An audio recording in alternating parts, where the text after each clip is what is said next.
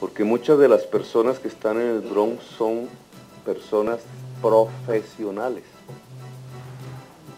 Por razones diferentes de la vida, ellos llegaron allí. Pero muchos, esa encuesta se hará algún día, digamos, tenemos que hacerla, pero ahí hay profesionales, hay médicos, hay poetas, hay personas fuera del país, hay personas que tenían una vida como nosotros en este momento, y no es que se hayan vuelto anormales, es que desplazaron sus visiones, su vida los llevó a otra manera de entenderla. Muchos de ellos son dependientes de la droga, un porcentaje que debe ser altísimo, dependientes de la droga. Entonces, en un mercado tan grande, muy parecido al de la cárcel, quizás más, yo no sé cuál tendría más porcentajes de dependientes de la droga, pero cárcel y Bronx se parecen por el porcentaje de dependientes de la droga. Pues en esos mercados de la dependencia aparece la mafia. Allí llega, porque es que ahí donde está la plata, el dinero. ¿De dónde sale el dinero de la cárcel para comprar drogas? De los familiares, incluso de una delincuencia interna. ¿De dónde sale el dinero entre los habitantes del Bronx para comprar droga? De algunas actividades pequeñas, productivas. Muchas veces, de manera ilegal, llegan esos dineros allí. Las mafias van controlando a una persona que no tiene por qué ser controlada simplemente porque depende de las drogas. Por eso hay que reemplazar en el Bronx las mafias por los médicos, por los baños públicos, por los alojamientos públicos, por el dinero que permita activar procesos productivos. Esa es la manera como se puede resolver un problema que llamamos el Bronx hoy en la ciudad de Bogotá. ¿Quién mató al patrullero Jason Maecha? ¿Los habitantes del Bronx o las mafias que le venden droga a los habitantes del Bronx? Bandas que estaban armadas. No sé si tenemos capturas en este momento general. Hay un capturado, un arma del fuego, así que por ahí puede comenzar las respuestas a través de la investigación de lo que estoy planteando. ¿Quién mató al patrullero? ¿El habitante de la calle, dependiente de la droga, o la mafia que estaba controlando el mercado de la droga del Bronx? Son dos temas completamente diferentes y no se puede confundir lo uno con lo otro. Ya lo dirá la investigación. Generalmente estas mafias no viven en el Bronx. Estas mafias acumulan un dinero suficiente como para no dormir en la calle. Estas mafias utilizan personas que habitan en la calle del Bronx, pero fundamentalmente usan el mercado de la dependencia de drogas. Las estadísticas que nosotros tenemos es que los dependientes de la droga, es decir, las personas que no pueden vivir sin la droga, no aquellos que lo consumen de manera esporádica, que llaman para fines recreacionales, que generalmente no son los más pobres de la ciudad, sino las personas que no pueden vivir sin el consumo de la droga, por la adicción ya provocada dentro de ellos mismos. Estas personas consumen el 80% de la droga que se vende en Bogotá. Es decir, explican el mercado de la droga. Alguien podría decir, no habría mafia si no hubieran dependientes de la droga. Yo podría decir otra frase que sale del mismo resultado. No habría mafia si los dependientes de la droga tuvieran Estado. Y por tanto, lo que hay que llevar al Bronx es el Estado. Y eso es lo que Bogotá Humana se propone.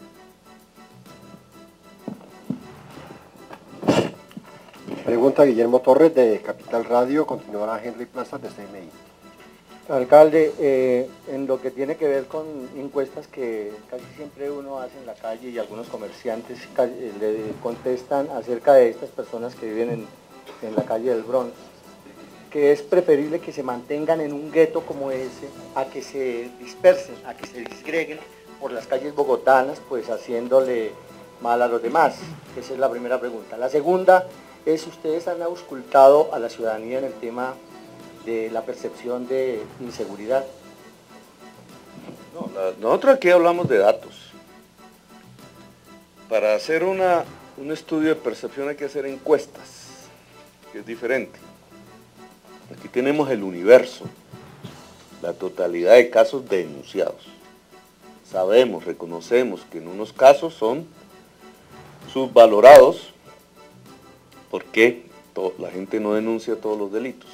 En otros casos son cifras completamente ciertas.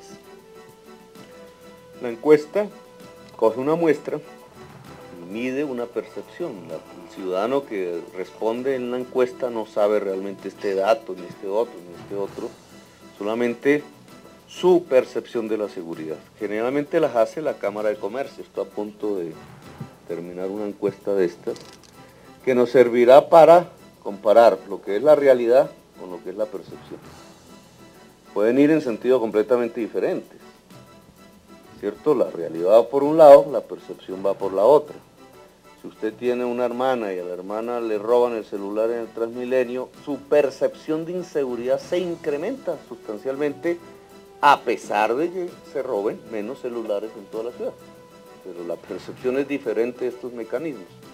Al final, la percepción, digamos, en el mediano plazo, va del lado de las cifras reales. Es decir, no puede haber momentos en donde la percepción durante largo tiempo va por un lado y la realidad va por el otro. Siempre terminan juntándose. Pero implica también una actividad nuestra en donde podamos mostrar los resultados reales de la política de seguridad. Y nuevos instrumentos, como los que hemos mencionado y otros, que le indiquen a la ciudadanía que esta administración no está quieta en el tema de la seguridad, sino al contrario. Ha innovado de tal manera los dogmas que teníamos de la seguridad, que la equiparábamos a tener fusiles en las calles, a tal punto que las nuevas políticas de seguridad humana que hemos implementado resultan ser muchísimo más eficaces que las que hasta hace muy poco tiempo se implementaban en todo el país.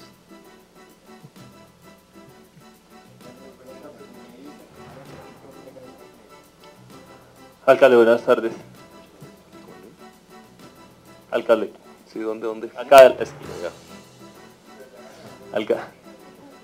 Alcalde, permítame hacerle una pregunta sobre unas declaraciones que usted dio esta mañana. Es precisar sobre el alcance que tiene ese mínimo vital. Y es decir, aunque ya se está garantizando para algunos estratos, los bajos, ese mínimo vital, digamos, ya cualquier persona podría quedar en mora indefinidamente y garantizarse el servicio del agua potable, ¿y hasta qué estratos? Son dos temas diferentes. Lo que hemos garantizado al 40% de las familias bogotanas, las menos pudientes, es el consumo mínimo vital gratuito, 6 metros cúbicos por hogar. Lo que dijimos esta mañana no es eso, no es la extensión de esto al resto de la sociedad bogotana, sino que en aras de volver realidad el derecho al agua, quien no pueda pagar no se le cortará de todo el servicio, sino que se cortará el servicio hasta que él pueda consumir mínimo 6 metros cúbicos, que se cobran. Es decir, van a la cuenta. Algún día podremos, de acuerdo a la fortaleza financiera de la ciudad, extender lo que hoy entregamos al 40% de familias, las más pobres. Pero por ahora lo que vamos a extender es que no se le puede cortar definitivamente el agua a nadie por falta de pago, sino que ese corte solo va hasta que esa familia pueda sostener 6 metros cúbicos, que van aumentando a la deuda No es que sea fácil para una familia sobrevivir con 6 metros cúbicos, dado los consumos promedios que son de 14 metros cúbicos.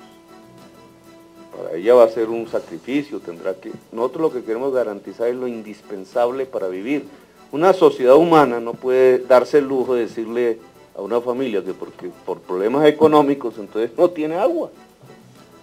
Pues se le quita el agua, pero por lo menos tiene el agua aquella, la cantidad de agua aquella que permite lo indispensable para vivir. Porque si no estás diciéndole a la familia, o paga o se muere, y eso no se hace en una democracia.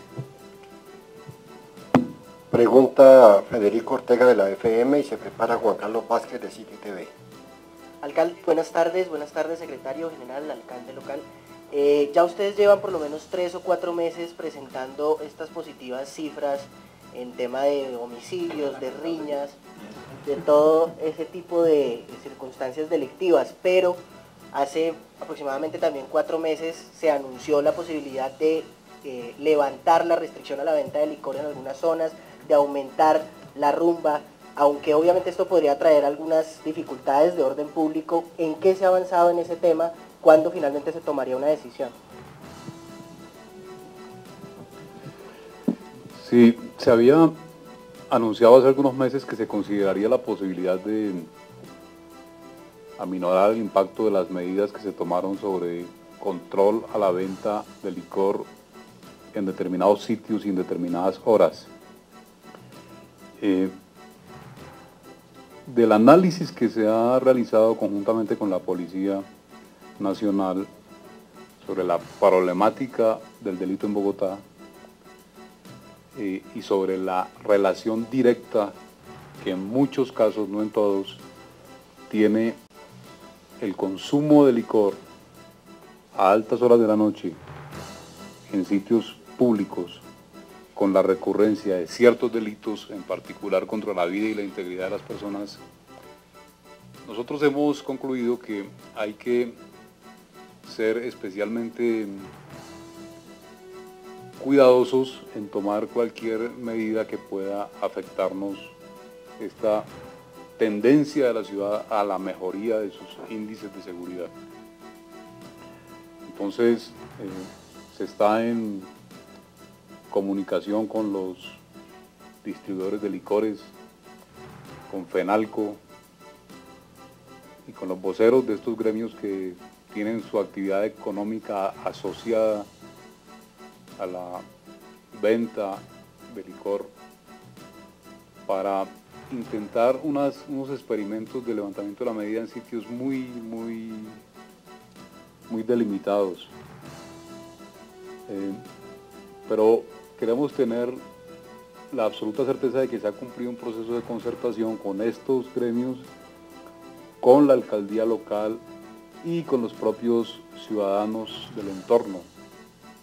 De manera que por ahora son medidas que siguen estando en diseño, diría yo.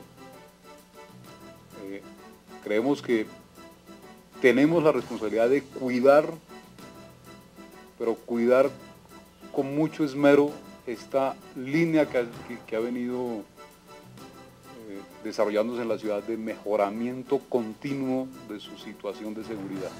Entonces, mientras no tengamos la certeza absoluta de que una medida de estas no va a incidir negativamente, no la vamos a tomar. Es más, la policía ha venido siendo cada vez más activa y rigurosa en el tema del control del consumo de licor. Obviamente dentro del reconocimiento de las libertades democráticas, pero ustedes permanentemente son lectores de los informes del general Martínez sobre las capturas e inmovilizaciones de conductores ebrios en Bogotá, que causan múltiples accidentes, muchas de las veces fatales. En esta línea de control al consumo responsable de licor vamos a continuar. Está claro, está aprobado por las cifras y por los estudios que el consumo de licor más allá de ciertos límites. Y la dependencia de fármacos está directamente asociado a muchas formas de la delincuencia. Entonces, por ahora la medida sigue en diseño. Juan Carlos Vázquez, de City TV. Buenas tardes a todos. Alcalde, ya es la última pregunta acá atrás. Quisiera que nos explicara un poco el tema del subsidio ya para finalizar el Transmilenio para personas en condición de discapacidad. Solo eso.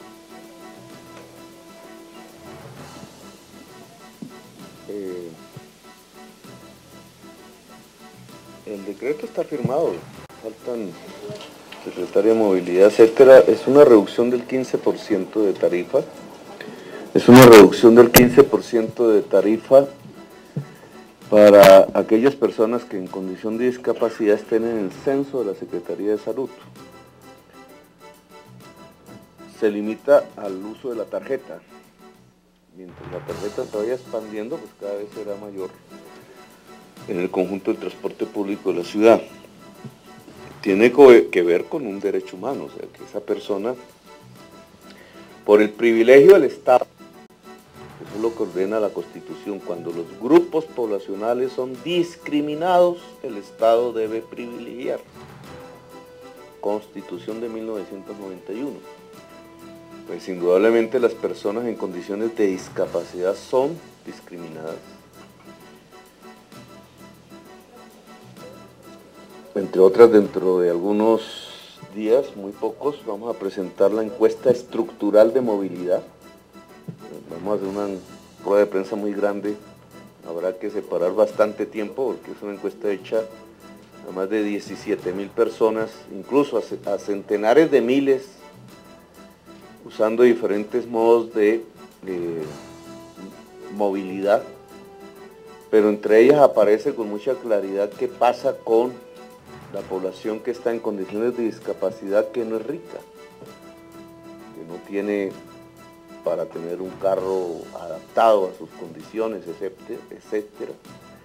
Allí vemos cómo no accede ni al transporte público, ni a ninguna otra forma de transporte que no sea caminar, si puede, o usar las aceras y los espacios que usa el caminante para sí mismo sin que estén acondicionadas para él.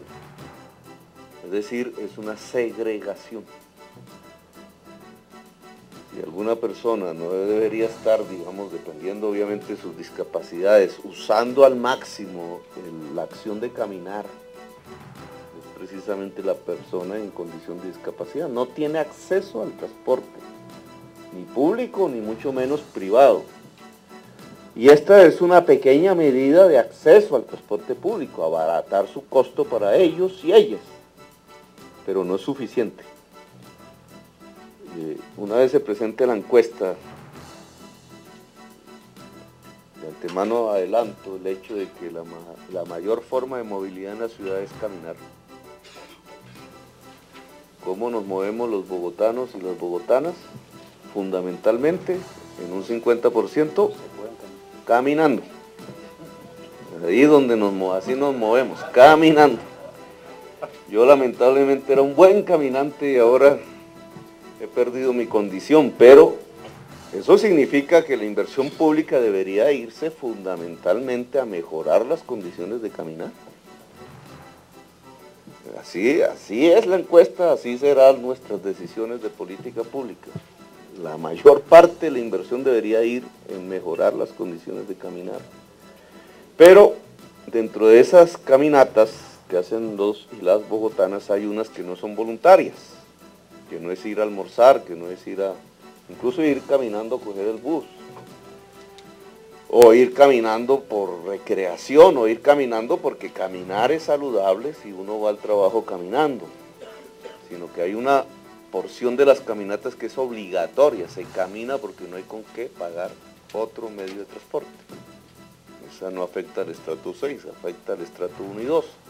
Y dentro del estrato 1 y 2, que camina casi por obligación, hay una parte de la población que es la que está allí en condiciones de discapacidad, que lo hace por obligación, es decir, es una segregación mayúscula. Por tanto, simplemente con subsidiar el transporte no solucionamos el problema. Nosotros hemos ligado toda la política de adecuación de vías, de arreglo de malla vial que estamos implementando.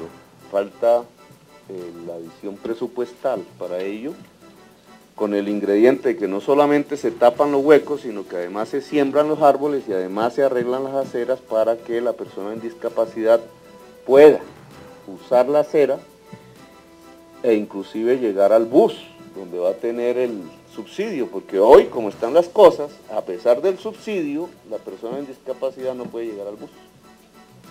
Y entonces es una política integral que queremos hacer alrededor de este grupo poblacional que es profundamente segregado y discriminado en la ciudad de Bogotá. Señores periodistas, muy amable por su asistencia, gracias. Bueno, y de esta manera concluye esta rueda de prensa con un anuncio muy importante por parte de la Alcaldía Mayor de Bogotá, y es que se redujo en un 44% la cifra de homicidios en la ciudad, un 19% en total en los delitos de gran impacto.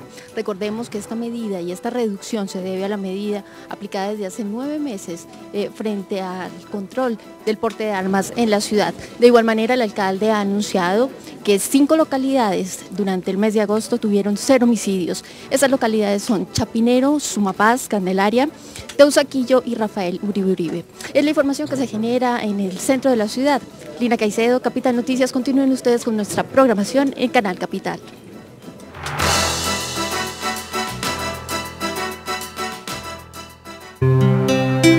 Usted está viendo Canal Capital, televisión.